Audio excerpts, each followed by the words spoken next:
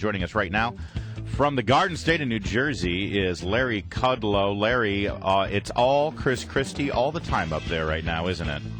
Yeah, I guess so. The Democratic noise machine. It's in full flower right now. Yeah, so yesterday they came out and said they're going to do a full-on investigation there in Trenton into what went on here. I mean, is there any there at this point? At the moment, nothing. Absolutely nothing. And I noticed a couple of polls out yesterday that showed Christie has barely lost any support. I think his approval rating was 59% or something in one of the polls. I mean, look, this whole thing issues on finding some kind of smoking gun. All right, that's what everybody's looking for, and maybe there is. I have no way of knowing, but I think without that, Christie will ride this out without too much difficulty, and no matter what the Democrats want to do.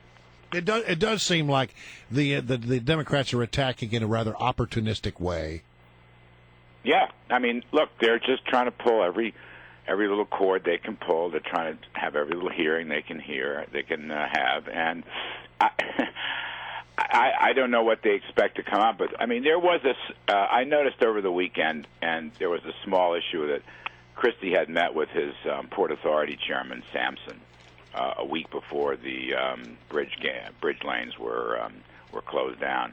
But it turns out that was a fairly normal meeting. Other business people were involved there, so there's nothing going on with that. I mean, I asked that question on the radio when I saw the information. Nothing has come of that. Look, I understand there's skepticism. I mean, first of all, this is partisan politics, so that's right. Easy. But I understand people want to know if this Kelly woman was the one who pulled the trigger, or was there somebody else. And I have no information on that. My only thought is perhaps the campaign manager, Seppian, was the guy who pulled the cord. I don't know that. But all I know is that Christie did a good job at his news conference a week ago, and I just don't think he would have gone full out, unhedged, if he didn't believe what he said, and if it weren't true. I just can't believe, knowing him, that he would have said what he said if it wasn't true. Yeah, if he did find something after he did that, that denial, it would be pretty much the end, no doubt. Well, sure, but look, there may have been goings-on inside the staff that he didn't know about. There may have been goings-on inside the Port Authority that he didn't know about. I mean, right. I think you had some tricksters in the Port Authority that were acting in ways they shouldn't have acted. But that's not, there's nothing Christie can do about that. Can I ask you about another question? Look, I know you're a long-term investment guy. You don't get too upset with the ups and downs of the daily market. But I keep reading stories of late. I know other people have seen them, talking about, there could be a tech bubble coming. Get ready for the tech bubble. And then we've had several sort of bad days on Wall Street of late. Is there anything out there that one should be concerned about? Not particularly. I think any correction would be very healthy. I mean, if you had a 5% correction, even a 7% correction, I think that would be very healthy after a 30% increase last year. You're down year-to-date 1.6% on the S&P 500, so that's pretty small potatoes. And some of the gains, I guess a lot of the gains in December now have been taken out. And that's what stock markets do. You have big gains and then you have corrections. I don't see any economic factors. In fact, we just had a good retail sales report. Retail sales come up 0.2%, beat the street, and it was 0.7% excluding automobiles, which fell off a bit. I haven't seen all the details. The number literally just came across the tape. But no, I don't see it. I don't even see, this bubble idea. That it's true the Fed's balance sheet is bloated. There's no question about that.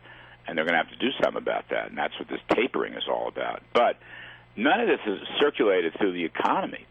So, like the money supply, M2 is growing at a very modest 6%, and I just don't see the bubble story, and I think people should beware of the bears. Bears have been bearish all through this thing. Now, that's good. I like that. That means, you've got selling on the other side, but I don't see any problem with this story at all. If anything, the economy is probably doing better than people thought. Larry Kudlow is our guest, of course, the Kudlow Report on CNBC every night. And Larry, one thing that isn't growing is the workforce. I mean, we're now at 1978 Jimmy Carter levels based on the people who are actually participating in the jobs market as of Friday's report. Is this as grim as it sounds? Well, it's a problem. And nobody can really account for the missing people. I mean, you're talking about 92 million people that have dropped out of the labor force. Doesn't it go hand in hand with the record numbers of people on food stamps and long-term extended unemployment? It could. The numbers don't, exactly match. The increase in food stamps doesn't match the dropout in the labor force. But the answer is it could, and you have people going on disability, Social Security disability, which is kind of an extension of unemployment insurance.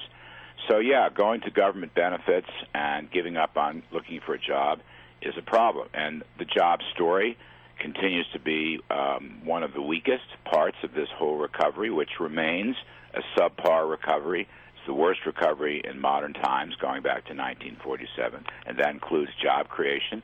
And income growth is slow. It's there. It's probably about 3.5%, and the inflation rate is about 1%, so it's okay. But these are lousy numbers in any historical sense. There's no question about that. All right, Larry Kudlow Report on CNBC, and of course the Larry Kudlow Show right here on WMAL on the weekend. Thanks, Larry. Thanks, Larry.